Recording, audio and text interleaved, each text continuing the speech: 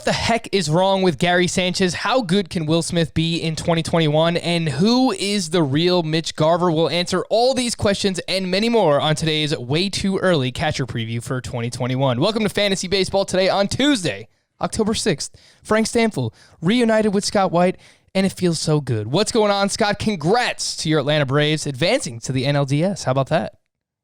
How about that? Yeah, first postseason win, like a postseason series since 2001. I think I mentioned that on the last show. I was in high school back then, and everyone kind of took Braves postseason success for granted, even though they only had the one World Series and it was 6 years earlier. They're just always there. Like, it didn't seem like the last time they were going to be in the NLCS, and they're not in the NLCS. It's kind of a cheap trick where, they won a postseason series to get back to the level they kept getting stopped at, But you should the Marlins feel pretty good against the Marlins, right? I'm glad it's the Marlins and not the Padres. That kind of stinks for the Dodgers that they didn't just make it the higher seed versus the lower seed. They had like those fixed brackets, so the Braves get to face the lower seeded Marlins. And I suspect it's going to go well for them. I think the Braves are pretty clearly the better team. That hasn't always mattered, of course. The shorter you make the series, the less it matters.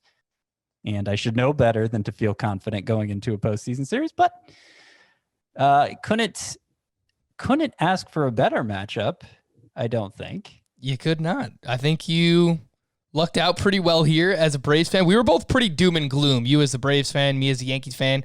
We both managed to get past the wild card round. We are recording this on Monday night, October 5th. I got the Yankee game on behind me while they are playing the Tampa Bay Rays. They currently have a 1-run lead. Let's see if they can hold on to it. But enough of the playoff talk. I doubt anyone's here for that. That doesn't matter anyway. Today, we are going to take little look at a recap of 2020, what happened at the catcher position, and then we'll jump into Scott's top 12 catcher ranks for 2021. And mind you, preface all of these upcoming shows. October is going to be all very early position previews.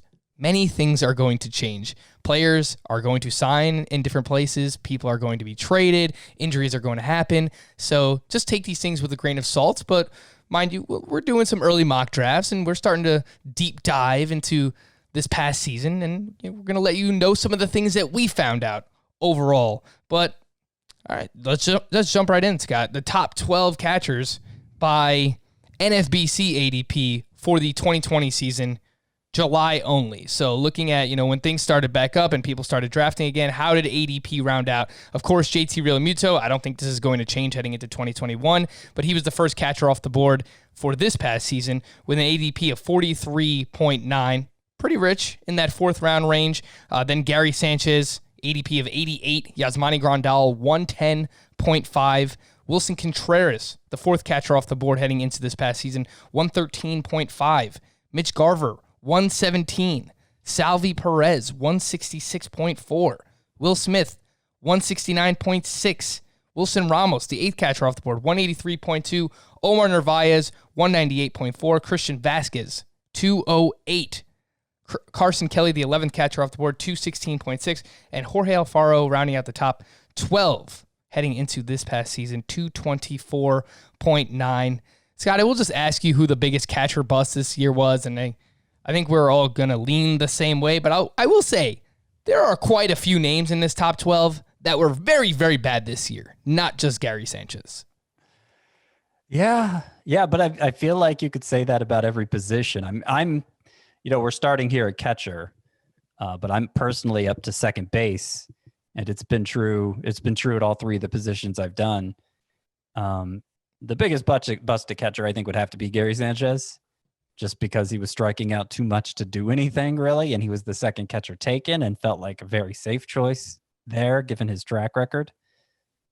So he's the biggest bust. But sure, Mitch Garver was basically useless, and he was the fourth catcher off the board on average. To a certain extent, Yasmani Grandal and Wilson Contreras were busts. They didn't end up finishing that low among catchers because there was so little competition at the position, but they didn't deliver what we expected them to deliver and really didn't live up to the price tag. Omar Narvaez was useless, and with the Brewers season ending, uh, there were a lot of comments put out by the GM, and they're evaluating whether or not they even see Omar Narvaez in their plans next year. So, I mean, Carson Kelly was a pretty big bust. Yeah, there were no shortages of busts at this position. Sure. And Wilson Ramos was even a name that I liked heading into the season, and he had 239 after 4 straight years of hitting at least 260. I mean, you thought the one thing he was safe for was batting average, but Wilson Ramos was quite the bust in 2020 as well. Let's just try and figure out, Scott, what went wrong with Gary Sanchez, and as we'll have to do with many players this year, trying to figure out how much of the season actually matters. But if you look at Gary Sanchez's seasonal production, there is so much volatility, Scott. I mean, trying to project this guy is nearly impossible. You look at his last 5 seasons OPS. Came up in 2016, already took the league by storm. 1,032 OPS. Then 876 in 2017. 697 in 2018. 841 in 2019. 618 in 2020. Again, that's the past 5 years OPSs for Gary Sanchez. Strikeouts up, career high, 36% strikeout rate. A 159 BABIP batting average on balls in play led to a 147 batting average. We spoke about it a little bit with Nando last week, Scott, but it's like, what do we do with Gary Sanchez, trying to figure out what we're going to get from him next season? So as best I can tell, all that really changed was the strikeout rate, which was enormous. And it ended up at 36%. That's usually untenable, a strikeout rate that high. Somebody like Miguel Sano can get away for it because he impacts the ball so hard. He's an outlier in terms of that. But Gary Sanchez, his worst strikeout rate prior to last year was actually the year before, 2019. It was 28%. So big difference there. And there have been times when he's been basically a low strikeout guy. So that was the biggest difference. In terms of batted ball profile, like line drives versus ground balls versus fly balls, pretty much the same. He actually had his highest hard hit rate ever. His average exit velocity was basically in line with career norms. I don't see huge changes there that would lead me to believe he's suddenly a different player. And strikeout rate, I think, given the strange buildup to the start of the season, kind of a hurried buildup once there was a new start date for the season, it stands to reason that some players, and it's not just Gary Sanchez. There are several players out there where their strikeout rate was just crazy high given their history. And it stands to reason that maybe that strange buildup, they never got a chance to get their timing down. So I'm hopeful in Sanchez's case, that's all it was. And I think given the lack of alternatives here, it makes sense to take a glass half full approach. I actually have him 4th in my catcher ranking still. Oh, obviously, Scott. Same caveats apply to my personal rankings. A lot can change between now and March, but I have him 4th right now. I was going to save it as like a big reveal later on, but it's all right. It's okay. We'll get to the rankings a little on. Should I not reference my rankings as we're going through this? Is that what you're saying? We're going to dive into them like very shortly, basically right now. But you'll have to find out who is ahead of Gary Sanchez, who's just behind him as well. The one point that I will agree with you on is he continuously hits the ball hard, and 17.4% barrel rate in 2020, that was in a 97th percentile, and that's been in the 95th percentile or better 3 straight seasons for Gary Sanchez. You also brought up the fact that he might have not had his timing down. Timing is a huge thing for Gary Sanchez. That's why he is so streaky. He goes through these stretches where he gets the timing down. You watch him hit, he has this huge leg kick. And sometimes it takes him a while to get that down, but when he does, he can go on this month-long barrage of home runs, 2-month-long barrage of home runs, or he can go through a 2-month slump, which was basically this entire season. So it's a good point that you bring up on Gary Sanchez. Is that all you agree with me on? Is there something you disagree with me on? Should I? I guess the conclusion, you don't want him in your top 5 next year? Probably not. I haven't actually ranked them yet myself, But we'll talk about it. I have a few names that Okay. I'm debating potentially putting ahead of Gary Sanchez for the 2021 season. All right, so where do people finish this year? The top 12 catchers in Roto from 2020. JT Rio Muto, he was the number one catcher in rotisserie leagues. He was the 61st overall player. Salvador Perez, 9 spots behind him, 70th overall, the second best catcher. Travis d'Arnaud, the third best catcher, 83rd overall in Roto. Wilson Contreras was the fourth best catcher at 135th. Christian Vasquez, fifth best at 143rd.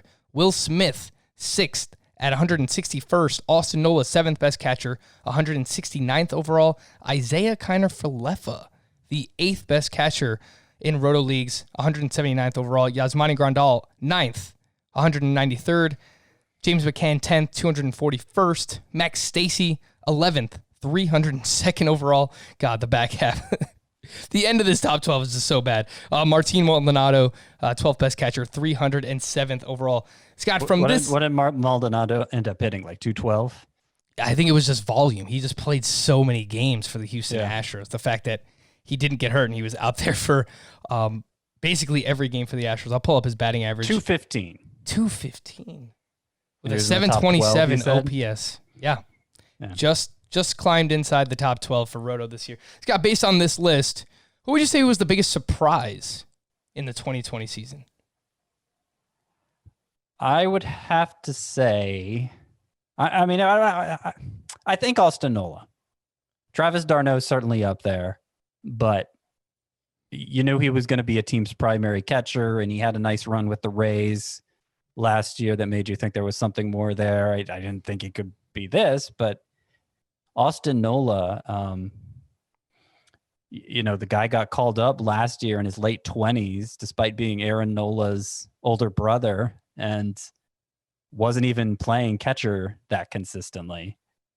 And all the hype was on Tom Murphy before he broke his foot for Seattle.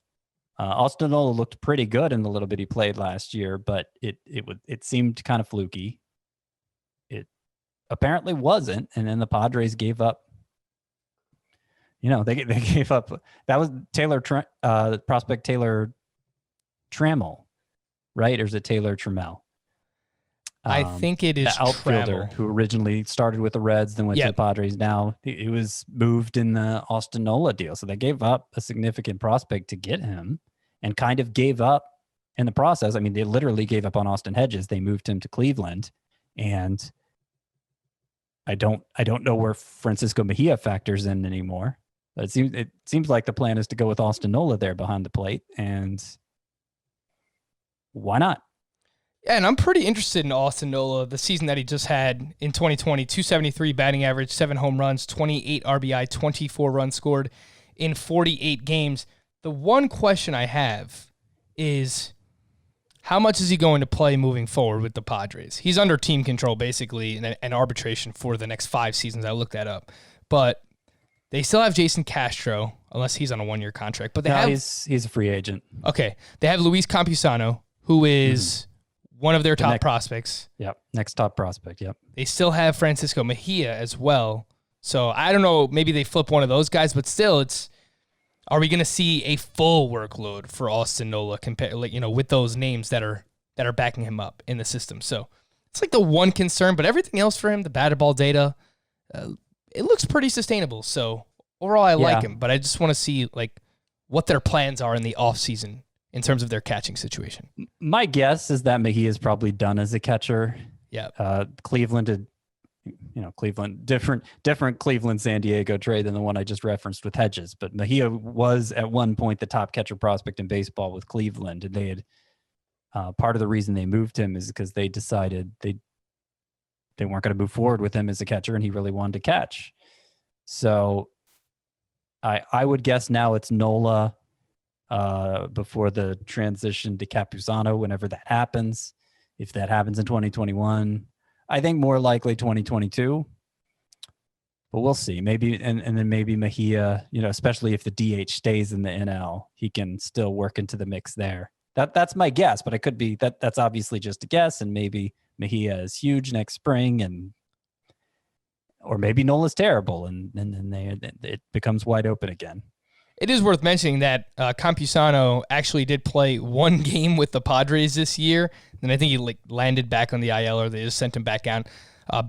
But he only played in High A before this shortened season, so could likely use more seasoning. He is 22 years old. Again, this is Luis Campusano, top catching prospect for the San Diego Padres. So we will see what happens. But they gave up a lot to get Austin Hedges, to get Austin Nola. So I think that will factor into the decision making as well. All right, Scott. Without further ado, let's dive into your early catcher ranks for the 2021 season. Number 1, everyone's been waiting for it, the huge surprise, and it is JT Rio Muto. Of course. Expected to be number 1. He was number 1. He did it a little differently that he's done things in the past. It was actually the worst strikeout rate he's ever had. But I really don't understand what argument there could be for anyone other than JT Rio Muto. Or Rio Muto. I got to train myself to say it differently because I heard him say it himself and he said Rio Muto. So despite some of the pronunciation guides online, going straight from the horse's mouth on that, JT Rio Muto. And, I'm not worried that uptick in strikeout rate really means anything. Over a 2-month sample, it was 24.6 instead of 20.7. I don't know. Probably doesn't mean anything. Next year's going to be his age 30 season, which is getting up there for a catcher. But again, who else is it going to be?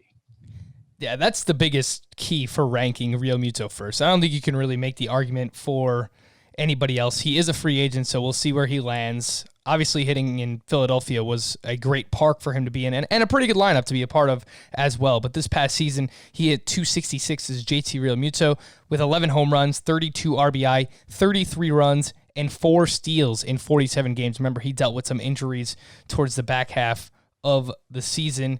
840 OPS was a career high for him as well. This is what I'm going to try and do to try and figure out what would the pace numbers look like for certain players, during my analysis here in the offseason. And so I looked at how many games did he play over the past 3 seasons, and he basically averaged 137 games played. So you take his 2020 pace over the course of 130 games, and that would have given you 30 home runs this past season if he managed to keep that up. 88 RBI and 91 runs scored. Scott, the only thing that I will say is I don't really trust the power output just based on some of the batted ball data that I saw at Fangraphs. So it was a career year in a contract year, so I usually like to keep those things in the back of my mind, but he did so with a 48% ground ball rate, which was his highest since 2016, and a 23.4% home run to fly ball ratio, which was by far a career high for Rio Muto. So wherever he signs, I would just project for the usual 23 to 25 home runs that you would get out of Rio Muto over the course of a full season. Probably not the 30 that he was on pace for. Yeah, I think that would be what I'd say too. Would you ever draft Rio Muto, Scott? It seems like the price is probably going to still be in the top 6 rounds unless he lands somewhere just dreadful for his value. I think he's so clearly number 1 that it may go up from there. So I'm in a way too early mock draft, and he went 56th overall. This is in a 15-team league, 15-team roto. So he went in the 4th round of this draft, which 56th overall would be 5th round. Yeah, it would be the 5th round in a 12-teamer. Would you feel comfortable taking him there? I don't think I'm going to be the one taking him there. No, I feel like the pitching need is just too great to have the luxury of taking a catcher that early anymore. But yeah, position scarcity might go back to being a thing this year, just because I don't think there's going to be as much multi-eligibility out there, and it's still unclear how any site really is going to, if or how they'll change their eligibility requirements. So right now I'm assuming that's just status quo, which is going to make for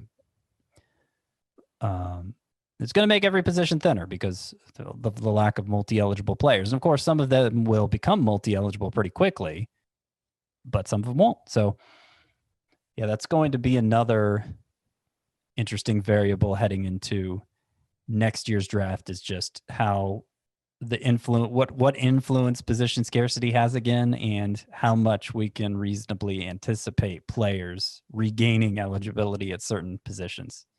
And it's worth bringing that up for people who drafted Isaiah Kiner-Falefa this year. He did not play a single game at catcher. And I suspect he's done as a catcher. Yeah, so that's in 2020. So just keep that in mind. If you were, I got Kiner-Falefa super late in my keeper league, it's 2-catcher league, I'm looking to keep him. Just he's not going to have catcher value, and I think that's pretty universal across the board, regardless of what site you play on. He will not have that eligibility. All right, Scott. So after Rio Muto, Rio Muto is like basically in a tier of his own, right? I mean, if we're just tiering the players, he is the elite of the elite. Yeah, like I said, there's the way tiers work for me is players belong in the same tier if you could reasonably rank any of them ahead of any of the others. Basically, is how I look at it. So I don't think you could reasonably rank anybody ahead of Rio Muto. So that's probably the right way to look at it. Yeah. All right. So with that being said, who would be your second catcher off the board in 2021 drafts? So there might be some disagreement here. We've already talked about it a little in earlier shows. I'm actually going with Wilson Contreras, number 2. And it mainly has to do with track record. Right in the heart, Scott. 2 months is a third of a season. I know games-wise it's a little more than a third of the season, but the point is it's not a very significant sample. And so anything that happened in 2020 should count for less than anything that happened before 2020. There are going to be examples where it looked like the changes to a player's profile were wholesale, basically, like he looked like a completely different player, and maybe we need to treat that with a little more severity. But like Wilson Contreras is his batted ball profile actually changed for the better. And he was a guy who always outperformed his batted ball profile. Like it always looked bad. And then the numbers, except for, there was 1 year, I think it was 2018 actually, where he actually performed like his batted ball profile. But otherwise, I mean, he's had to put together a pretty lengthy career of overachieving that profile. And this year that it actually got better. And yet the production got worse. So I'm treating it as just a fluky small sample size thing. And he's only 28 years old, so it's not like he's getting to a scary age there. When I say it got better, like his line drive rate was better. Yeah, his ground ball rate was lower. Down. Right. That's what you always worry about with Wilson Contreras is he's consistently been over 50% ground ball rate for his career, but has maintained high home run to fly ball ratios because when he puts the ball in the air, he hits the ball extremely hard in the air, whether it's a line drive or a fly ball. He tends to hit those balls very hard. So he did have a career low 47% ground ball rate, which I admire and I like it.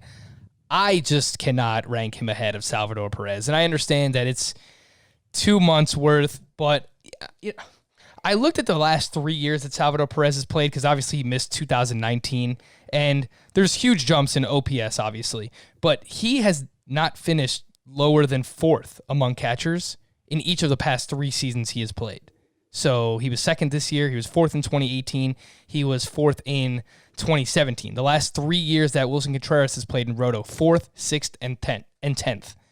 So that was one thing I noticed. Obviously, just the season Salvador Perez had, 333 batting average, 11 home runs, 32 RBI, 22 runs scored in only 37 games. Mind you, this guy missed about 2 weeks out of the season because he couldn't see. He had like an issue with he had blurred vision. This is Salvador Perez. And he was coming off Tommy John surgery. Yes, he was. And that's something I think actually helped him. And I've talked about this before in the past, is that I think he played so many games per season for so long that having a whole season off in 2019 almost rejuvenated him. And that's just a hunch that I get. There's Obviously, no statistical basis that I can use to back that up. But I tried to read into what did he do differently this year. I did a little bit of research, and this is what I found. Some quotes per the Kansas City Star that just came out as the season was wrapping up. During the offseason in Miami, Perez worked a lot with Royals special assignment hitting coach Mike Tosar. One change that Tosar convinced Perez to make was maintaining a consistent pregame schedule throughout the season in order to stay consistent in games. Here's a few quotes from Salvador Perez himself. Have a routine no matter what. Doing good, doing bad, you have to have a routine, Perez said. Do the same thing every day. I think that's one of the things that helped me this year. He also mentioned that he was still aggressive. Mind you, he had a 1.9% walk rate. He was still aggressive, but that he was trying to avoid bad pitches more than he has in the past. Quote, I'm just trying to be on time, try not to swing at bad pitches, try to get ahead of the count. I'm still aggressive, I just try to swing at good pitches. Which seems so fundamental, obviously, Scott, but I'm just trying to find a reason for why Salvador Perez was so much better than he was in the past. And I wouldn't bank on him having an OPS over 900 in 2021. Mm-hmm.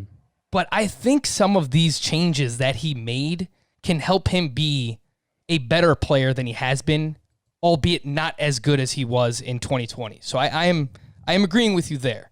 But I think that some of these things that he found and changed might help him carry over into next season, which can help him be better than Willson Contreras. So that is why I will rank him second.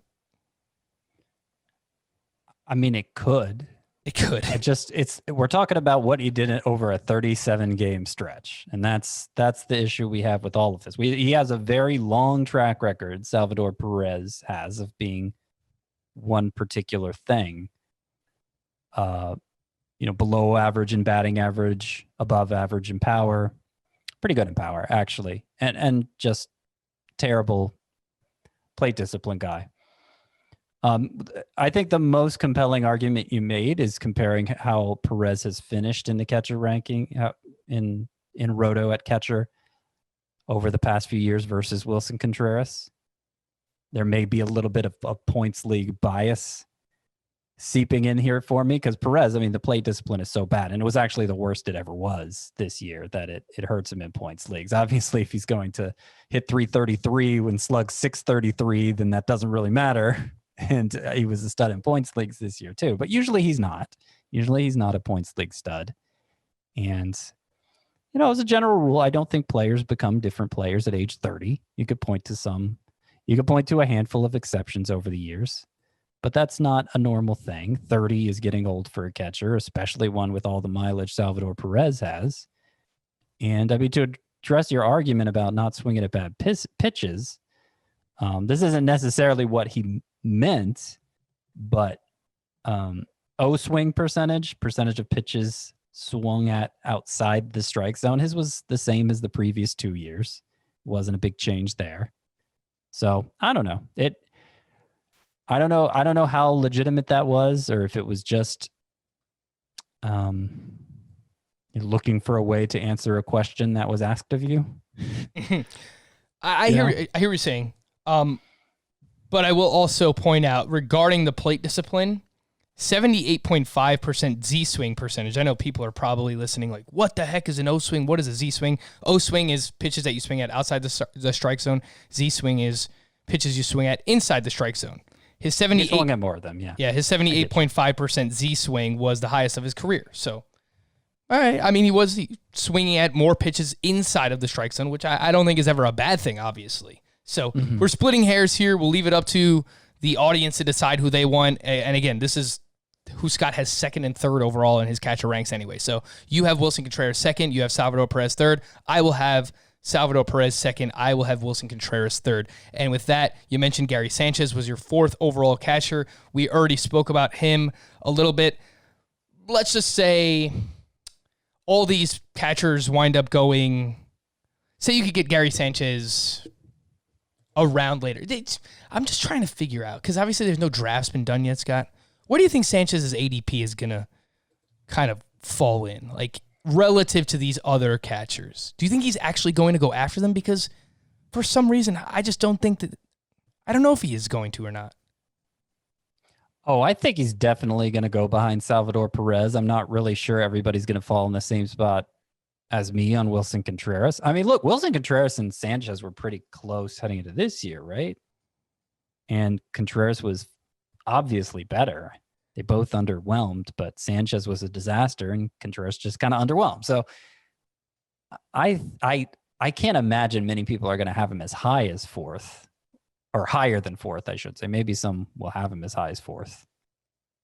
Yeah, so Sanchez's ADP in July was 88, and Wilson Contreras was 113. So 25 spots behind him, which is two rounds, basically. Yeah.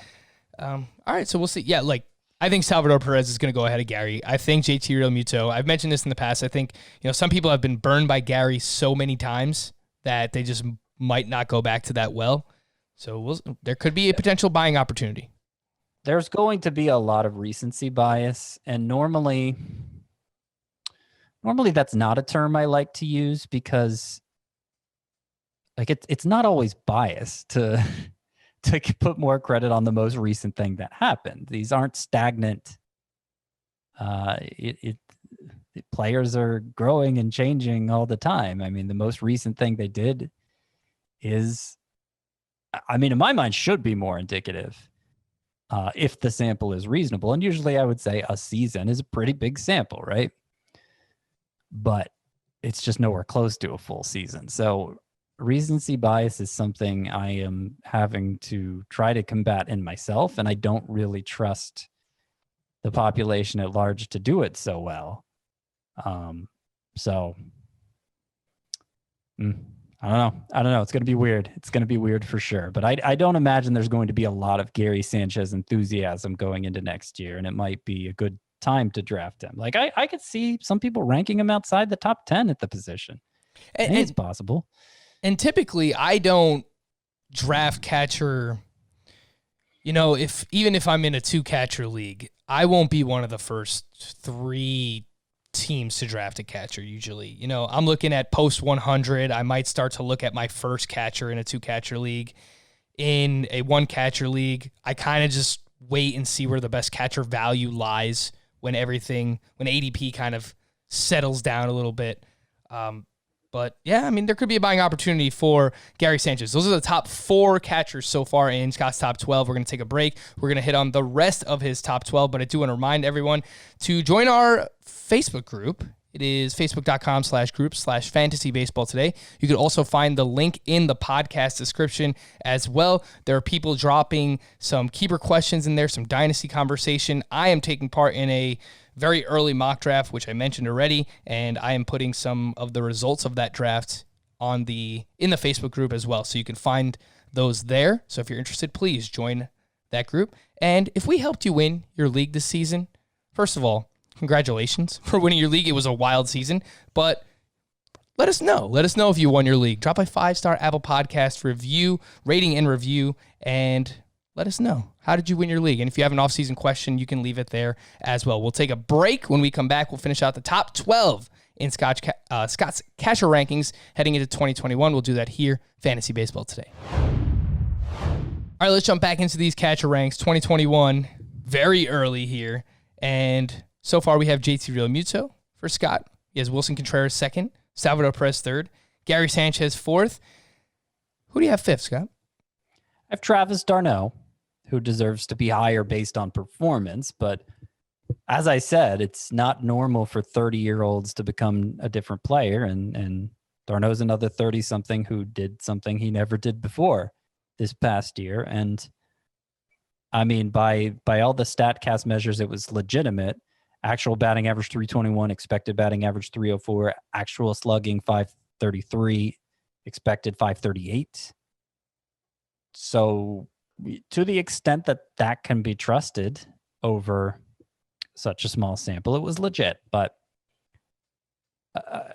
goes back again to I'm afraid to rank him too high based on that small sample, knowing what he's been for so long. And he had a really good month-long stretch. So instead of 2 months, he had a month-long stretch with the Rays last year where he was the stud. But for the rest of the season, he wasn't. So that kind of shows you just how how quickly, like how a player's season can break down to make you think he's going one way only for it to reverse suddenly. He's old for his position. He is under contract for another year, so that's good. I've kind of made the case for why I have him ranked as low as fifth, I guess, as opposed to why I have him ranked as high as fifth. But that's kind of just like, at this position especially, there was a lot of, okay, but who else am I going to rank? So I see myself passing up a lot of catchers, I guess. As usual. Comes down to. I mean, it is not a sexy position. Yeah. Basically, as long as you can remember, regarding the catcher position, it has not been a sexy position from a fantasy perspective. But the one thing I will say, I agree with you that, I mean, there's so much of a sample size of him being who he is and being so injury prone over the years, but he hit the ball extremely hard. According to StatCast, 57.8% hard hit rate was the highest in baseball. Not just like 95th percentile. No, it was 100th percentile, the highest in baseball.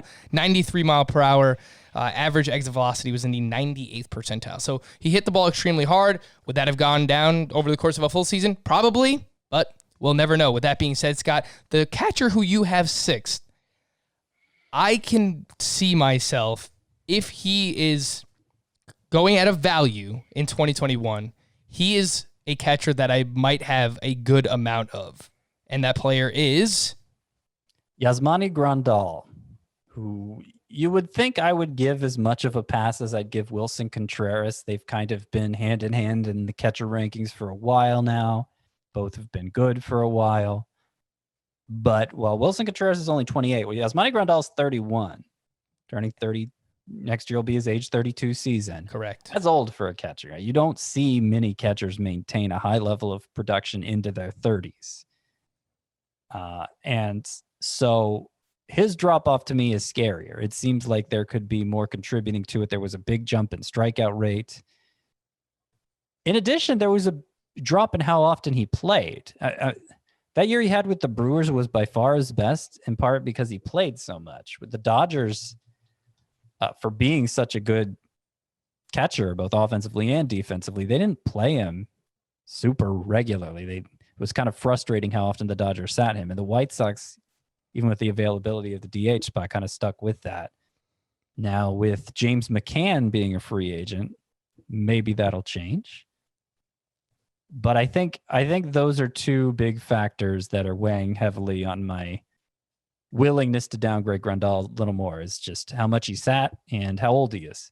Yeah, and the StatCast numbers are not great here. He hit 230, 210 expected batting average, 422 slug, a 407 expected slug. I kind of trust the track record here. He is older, so maybe I shouldn't look too much into that. But last 5 years, his OPS 816, 767, 815, 848, 773. He's been pretty consistent.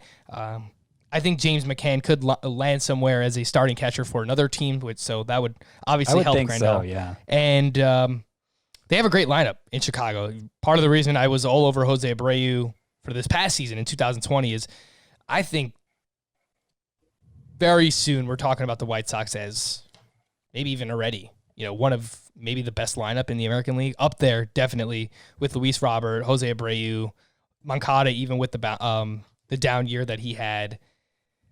They have a lot of names there, so could be interested in Yasmani Grandal if we're getting him at a discount. This is also another name, Scott, that I'm pretty excited about. The thing is, how much can you buy into the improvements? How legit is this for your seventh catcher? I believe seventh catcher. Yep. And it is Will Smith. Now, this is the interesting one because this is the catcher breakout pick, I think, for 2021. The guy I could see making the biggest leap because of those improvements, which were dramatic and not just in one area. I mean, the big problem for Will Smith, the reason he collapsed, he kind of got 2 months last year and was awesome the first month and then kind of collapsed in the second month. The strikeout rate was too high, and he kind of sold out for home, like the batted ball. Like it was a low BABIP profile. He put the ball in the air a ton and didn't really make the kind of contact that would lead to much success on balls in play. So it'd be really all or nothing hitter in 2019 for Will Smith. And he dramatically improved in both of those areas this year. His strikeout rate went from 26.5 to 16.1. So opposite end of the spectrum. And his line drive rate was set from 17.4 to 26.9. Again, opposite end of the spectrum. And that's obviously, line drive rate is especially difficult to gauge over a small sample, but still, it's what we have, and it looks very impressive. So, I mean, particularly given how little is going on at that position, those two would be enough for me maybe to move Will Smith as high as second. Like, maybe put him right behind JT or Rio Muto. Except the Dodgers are treating him the same way they treated Grandal with the playing time. And there were stretches this year where he was starting every other day. Like not even sitting twice a week. Every other day he had stretches where he was sitting. You know, sometimes he was starting 2 out of 3, sometimes 3 out of 4, but it was just very inconsistent. And you know, he had a stint on the IL too, which didn't help. But you know, the playing time, like he wasn't much of a fantasy asset this year because the playing time was so sporadic. Yeah, and if you look at that just per game production, 3.4 fantasy points per game was second at catcher behind only Salvador Perez. So that's how good he was on a per game basis. But you're exactly right. Are the Dodgers going to unleash him? That's what it comes down to. And if they do, we could be looking at, as you mentioned, the breakout catcher in 2021, the improvements that he made, specifically in the batted ball profile and the strikeouts. Line drive rate went from 17% in 2019 to 27% in 2020. Walked about 5.5% more, lowered the strikeout rate over 10%, crushed both sides of the plate, 841 OPS against lefties and OPS over 1,000 against right-handed pitchers as a right-handed batter. There is a lot to like here. You go to a StatCast page, it's just a sea of red. So, man, I think that I'm going to rank Will Smith inside my top 5. I think he will be ahead of Gary Sanchez for me. There's risk, but I think that there's massive upside as well. With that being said, Scott, right after Will Smith, you have your 8th ranked catcher, someone we already spoke about in Austin Nola. I don't know that we need to spend much more time on it because we mentioned the playing time worries me a little bit. They did give up a lot in the trade where they acquired him. But specifically, what do you like that you've seen from Austin Nola now 2 years in a row? Came up in 2019 as a 29-year-old, basically journeyman minor leaguer, but he's been pretty good. Yeah, and it's weird. It's weird that he got buried in the minors for so long because he was pretty productive as a minor leaguer. Never had much of a prospect profile. And yet by defensive ratings, he comes out looking pretty good too, according to StatCast this year. I guess he was kind of a late bloomer in the minors looking back at the track record. It started out pretty yucky and then got good last year before he got called up. But I don't really see any obvious flaws in his offensive game. I mean, it just may turn out, since we have such a small sample, that he's not as good as he has demonstrated. But you know, the expected batting average, the expected slug, they were right in line with what he actually delivered. The strikeout rate was low. The walk rate was high. Everything looks fine. And, you know, he's already 30 since he is such a late bloomer. And they do have alternatives there. But I don't see a reason to shy away from Austin Nola, really, given the alternatives here. And he has played 127 games so far in his major league career. So if he did have a full workload as a starting catcher for the Padres in 2021, he could see something close to that, 120, 127 games. During that span, he's hit 271, 17 homers, 61 runs, 59 RBI with an 808 OPS. That sounds like a top 10 catcher with a 9% walk rate, 21% strikeout rate. I mean, that's a very solid hitter and someone that should be considered inside the top 10 catchers drafted, assuming that he's going to play every day. Scott, your number, I believe we're up to number 9. Mm-hmm. That is correct. Who is that? in your catcher ranks?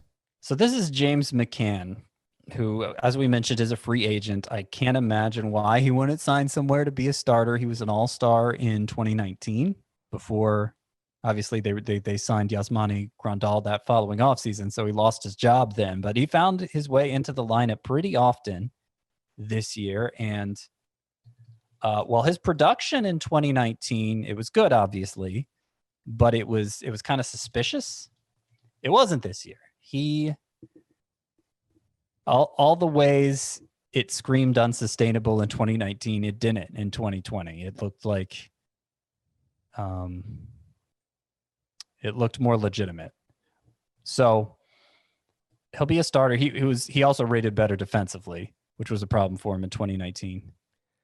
I almost wonder now, will the White Sox let him go because he catches Lucas Giolito so well? And it's something we spoke about midseason when Lucas Giolito threw his no-hitter. It was to James Mccann, and they've talked about the relationship that they have together. So maybe he won't sign somewhere else. But I think the offensive track record that we have from him, I looked at his past 120 games played dating back to last season in May 2019, 260 batting average, 21 homers, 65 runs, 63 RBI, a 782 OPS for James Mccann. His last 120 games played, and he's a career 23.5% line drive rate. So he hits the ball pretty hard. He hits line drives. Track record looks good dating back to last year as well.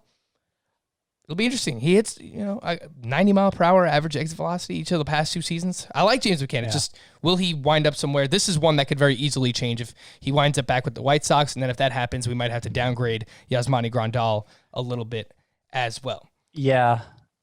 I mean, he should get paid this offseason. As good as he's been the last 2 years, catcher. I mean, there are enough teams that need a catcher. Who knows?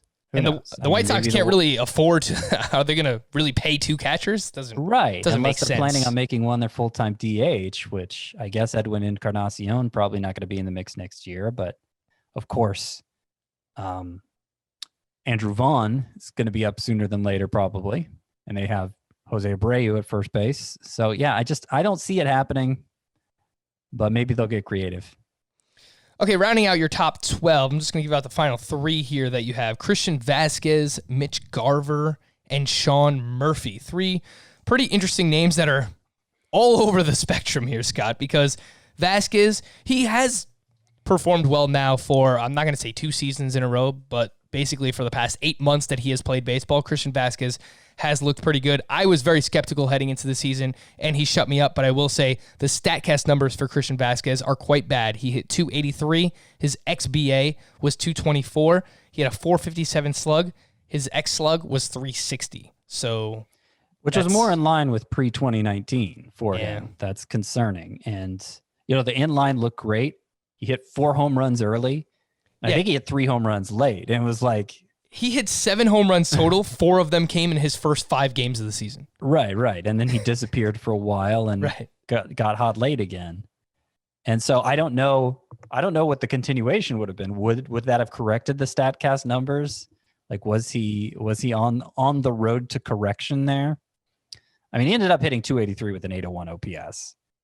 So, I mean, at this position, you don't have the luxury of putting too much on the StatCast numbers. I don't feel like that's 2 good years in a row. He's probably one of your better options at the position, but not somebody you want to pay a premium for either. Somebody I might target in points leagues because he is just going to play a lot. I think volume is probably his best asset from a fantasy perspective. He played 138 games in 2019. So I imagine he'll play a lot again heading into next season. Mitch Garver, Scott, I mean, hey, you want to try and figure him out? God bless, because what do we do here? 2019, Mitch Garver was the breakout catcher of the season, 273, 31 home runs, 70 runs scored, 67 RBI in just 93 games. In 2020, it's only 23 games, so like, how much stock do we put into this? But 167 batting average, 2 homers, 8 runs, 5 RBI. Scott, who is the real Mitch Garver? I don't know. I don't see how anybody can know, but I can tell you his quality of contact, which was very high during his breakout 2019 season, 96 percentile in hard hit rate. It was exactly the same this year. Like when he made contact, it was really hard contact. He just hardly ever made contact. 45.7% strikeout rate. So it's really the same argument as Gary Sanchez. Just was his timing? Did his timing never get a chance to get right? He had an IL stint in the middle of the season, which probably didn't help. The difference why I'm ranking Garver 11th versus Sanchez 4th is because Gary Sanchez has several years of being a fantasy asset, and Garver has just the one. Mm-hmm. I wonder about the playing time a little bit for Mitch Garver as well, because they have this kid, Ryan Jeffers, who is not a top prospect, but he is a prospect-ish for the Minnesota Twins, and they seem to like him. And I can look up if Alex Avila is still under contract or not, but you know, he's kind of just another thorn in the side of Mitch Garver. So I don't know that we'll ever see much playing time out of him. But you're right. The quality of contact, it was actually a little bit better in the small sample size 2020. His line drive rate went from 13.7% in 2019 to 22% in 2020. And usually that correlates well with BABIP and batting average. So it was really just the strikeouts overall that crushed Mitch Garver. And rounding out your top 12, you have Sean Murphy, who got off to a really, really slow start. First 27 games, 203 batting average, 2 home runs with a near 30% strikeout rate. And then Sean Murphy had a big September, only 16 games, but 277 average, 5 home runs with a 22% strikeout rate. I like Murphy quite a bit too, Scott. He's another name where I can see myself gravitating towards in 2021. Yeah, I think people are going to think of him as a disappointment in 2020. But what it comes down to is he's had 3 months in the majors between 2020 and 2019. Total of 3 months in the majors. 2 of those months were good, you know? And so one terrible month it brings down his 2020 numbers. But there's a lot to like there, from the plate discipline to he himself makes a lot of hard contact. And I think it's just a really strong foundation of skills for Sean Murphy that are going to make him pretty bankable next year. I see myself having a lot of Sean Murphy too, unless I'm underestimating the hype he's going to get. All right, Scott, I have 2 final questions for you here as we wrap up our early catcher preview for 2021. Who among this top 12 list, mind you, we don't know where ADP is going to be yet, but who can you see yourself drafting most on this list? And in 2 catcher leagues, give me a name that's outside of this top 12 that you might be excited for more than the average person in 2021. Who do I think I'm going to draft most?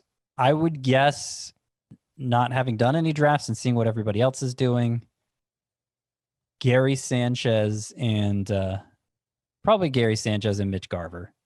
Just shoot for the upside and trust that somebody halfway usable is going to emerge off waiver wires if it doesn't pan out.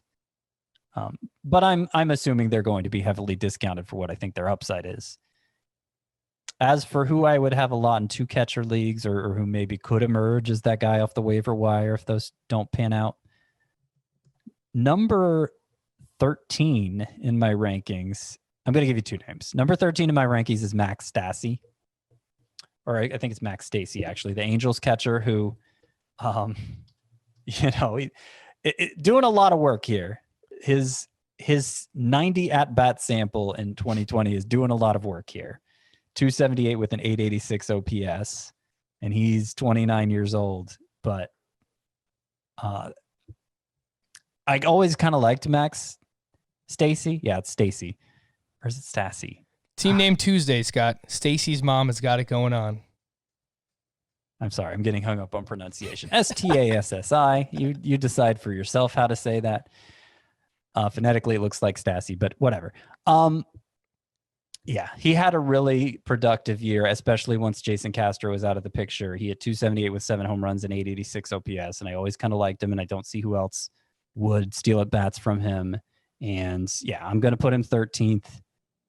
The other one I'm going to mention is Sam Huff of the Rangers, who Hit 28 home runs in the minors last year, got a chance to play for them down the stretch this year. Baseball America gives him a 70 grade power rating, top being 80. 70 grade is, I believe, what Pete Alonso got.